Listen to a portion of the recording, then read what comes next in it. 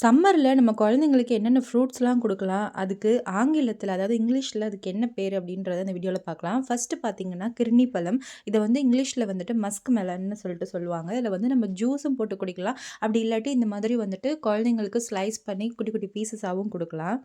நல்லா இருக்காப்பா? டேஸ்டியா? சரி, நல்லா வெட்டி சாப்பிடு, நல்லா ஸ்லைஸாக எடுத்து சாப்பிடு. ஆச்சு ஸ்பூனில் நல்லா சின்ன சின்னதாக கட் பண்ணி அழகாக சாப்பிடு. எதில் ஜூஸ் இருக்கும்? நீ இதை சாப்பிட்டுட்டு மீதியை கூட உனக்கு அடித்து தர்றேன். அடுத்ததாக பார்த்தீங்கன்னா இந்த ட்ராகன் ஃப்ரூட். இதில் வந்து வாட்டர் கண்டென்ட் நிறைய இருக்குங்க, நிறைய ஃபைபரும் இருக்குது. ஸோ இதுவுமே பார்த்திங்கன்னா இப்போ சம்மரில் நல்லா கிடைக்குது. அதுவும் மதுரை அந்த மாதிரியான டிஸ்ட்ரிக்ட்லேயும் கிடைக்குது. இதுக்கு தமிழில் என்னென்னு தெரில, தெரிஞ்சால் கமெண்ட் பண்ணுங்கள். அடுத்ததாக பார்த்தீங்கன்னா இந்த கொடிக்காய் புளி.